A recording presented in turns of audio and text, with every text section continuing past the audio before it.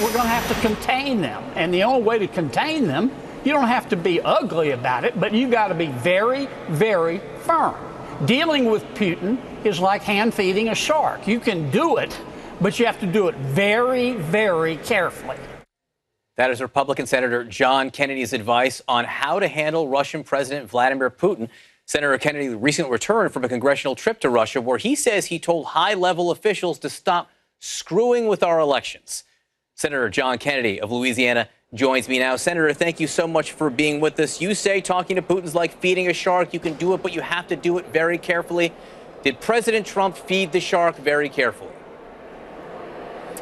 Let me answer your question this way, and I will answer it, John. Here's what I wish the president had said. I wish he'd come out after the meeting and said, President Putin and I had a very frank conversation. I told him to stop acting like a thug. I told him if he wanted a better relationship with my country, he should stop trying to mug democracy. He should stop treating the truth like his mother's good china. He should get out of Ukraine, let him self-determine. Get out of Crimea, let him self-determine. Help us settle the mess in Syria and stop poisoning people in other countries. Now, that's not what the president said. He started out like a man on fire. He fussed at NATO, as he should have, for letting the American taxpayer pay most of the freight. He fussed at Germany for signing a gas deal with Russia. But at his press conference, and I watched it first live and then I watched it on tape, he was very uncertain, very tentative. He was clearly off his game. And I will tell you, I left after listening to both of them. I told my better half, Becky, I said, Becky, I'm not sure what the president said. Now, he's cleared it up. And regardless of what anybody says, I stand by what I said about Mr. Putin. Dealing with him is like hand feeding a shark. He even has eyes like a shark. No disrespect. Forget what he says. Watch what he does. If he meddles in our election this fall, and I told his colleagues this when I was in Russia, as did the other senators, if he messes with our election this fall, I believe Congress will double down on sanctions. Okay. Maybe triple down. Okay, Senator, let's review a few of the things you said here. You said you thought the president was very ineffective, uncertain, you said, off his game. Yes. Do you feel that he looked weak standing next to President Putin? He looked off his game. I've never had an at-length discussion one-on-one with Mr. Trump about how he feels about Russia, so I honestly don't know. You have to judge. Well, but I think we have every reason to think we do know how he feels about Russia. He's asked about it frequently. He talks about it frequently, and we have every reason to believe what he has said in the past about Russian election meddling, which was actually consistent to what he said when he stood next to Vladimir Putin, which is he's not sure if Russia did it or not. The Russians have always told him no. He thinks that Vladimir Putin believes that it didn't happen. And you think the president clarified that statement? Well, John, first, those are your words, not mine. Okay. Let me tell you what I was going to say. Okay. What I was going to say is I've never had a one-on-one conversation with the president about Russia. But here's what I think he thinks about Russia. I think he thinks that Russia did meddle in our election. I think he thinks, and I agree with him, that Russia's meddling did not determine the outcome of the election. I don't know how anybody who is fair-minded can point to a specific activity and say, yep, that's what tipped the election. Americans have a multitude of reasons for voting as they do. I think he understands the threat from Putin. I do think he wants a better relationship with Russia. I think the world would be safer if we had a better relationship with Russia. What I hope he understands is that, I'll say it again, trying to reason with Mr. Putin is like trying to hand feed a shark. Logic doesn't work. Right. You have to hit him in the face. He did. And say, if you do it again, I'm going to hit you in the face twice as hard. That he understands. You can't sit here, though, and tell me that you thought that President Trump hit the shark in the face. No, I just said he looked tentative. He looked off his game. I wasn't certain what he said, and I was very thankful yesterday that he came back. I didn't know if he'd do it or not, and said, "Hey, let me clarify what I meant." And you buy the clarification. You buy the clarification that Wood versus Warrant. You buy the clarifications that it could be other people also. That's enough for you? No, I buy his clarification about what he said at his press conference when people said, well, he's given in to Russia. I don't think he's given in to Russia.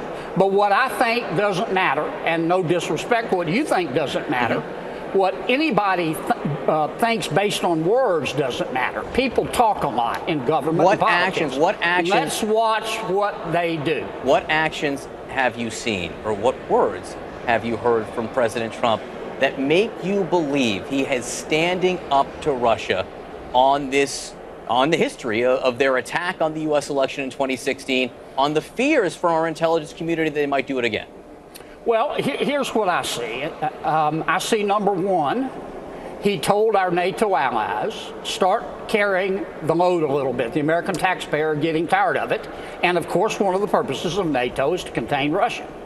Number two, he was very critical of Germany for establishing the Nord Stream 2 gas pipeline with Russia. I mean, here we are on one hand, with our left hand, we're trying to contain them, and on the right hand, we're giving them money to buy weapons to try to kill us. And he fussed at Germany for that. Number three, let me finish. Number three, the president said last night, and I believe him, and I think Congress will hold him to his words. If they mess in our election, they try to meddle in our election, we're going to knock the hell out of them twice as hard, and I think we should. Now, if Mr. Putin wants a better relationship with the United States, I would welcome it. But he's got to stop acting like a thug, and the only way we're going to judge whether he really wants a better relationship is if he starts acting like it and changes his behavior. The guy does. I mean, I remember what President Bush said about looking in Mr. Putin's eyes. I haven't been as close as President Bush, but I've seen his eyes on television. Yep. He's got shark eyes. I mean, the man, I'm not saying he's either immoral or amoral. You say you have to judge. He understands power. He understands power, and the question is President Trump projecting power when he stands next to him and equivocates over the Russian attack on the U.S. election? Is the president projecting power? When he tells Tucker Carlson last night, and you talked about what the president said last night, when he tells Tucker Carlson, yeah, he often wonders whether or not it's worth it sending U.S. troops to help defend Montenegro if they're attacked. Montenegro is part of NATO. That is foundational to NATO. Does that project power? Well, here's what I think. And I don't speak. Can I ask you, I'm just trying to figure out, do you think that the president projected power to Donald Trump on the key issue, President Trump projected power to Vladimir Putin on the key issue of election meddling? Here's what I think. I think you have to judge world leaders, including but not limited to politicians, not by their words, but by their actions. And we will be able to judge President Trump and President Putin by their actions. I believe that President Trump meant what, let me finish, Johnny. I believe that President Trump meant what he said. For example, if Russia meddles in our elections, and we'll know, our national intelligence agencies will tell us, we're going to hit him so hard that he coughs up bones. Now, I think the president will do that. If he doesn't, I'll come back on your show and say, the president should have done that, and I don't agree with him for not doing it, but I think he'll do it. And if he doesn't do it, I can tell you. He hasn't done it yet, Senator. And let me just say this. This. It will be too late for the people of Montenegro to wait and see if President Trump sends U.S. troops to help them if they are perhaps invaded. It's too late then. The message needs to be sent now, correct? Look, I didn't hear, I'm not trying to dodge your question, John. I honestly didn't hear the comments about Montenegro, so I'm kind of flying blind here. Part of President Trump's approach to management, and it's his choice. He's the president of the United States. He often thinks out loud. He clearly often grows anxious when he has let me finish. I know, but John. Senator, you keep talking about two different things. You keep talking about the need to project power, And then you won't tell me if you think the president is actually achieving that. And you serve a key role in the U.S. Senate, a key oversight role. Let me say it again. You judge world leaders by their actions, not by their words. I've heard President Putin give an extraordinary speech before about how Russia embraces Western values and democracy. The last time Russia embraced Western values. I won't interrupt you again. It's the last time I'll interrupt you. I promise the last time I'll interrupt you. What I'm actions to that, John. Yeah, I promise. What actions have you seen from President Trump that make you believe that he will stand up to Russia on their attacks of the 2016 presidential election? He has, well, let me answer it in terms of, let me answer it straight up in terms of the election. The president put sanctions at the urging of Congress on Russia for meddling in our elections. The president has said that if Russia does it again, we will double down on sanctions, and I think the United States Congress respectfully will hold him to that. Number two, part of the reason for NATO is to contain Russia. You can't do that without money. The American taxpayer's been putting up 70% of the money. The president said, if you want to contain Russia, by God, to our allies, put up your share of the money. Now, that's not pro-Russia.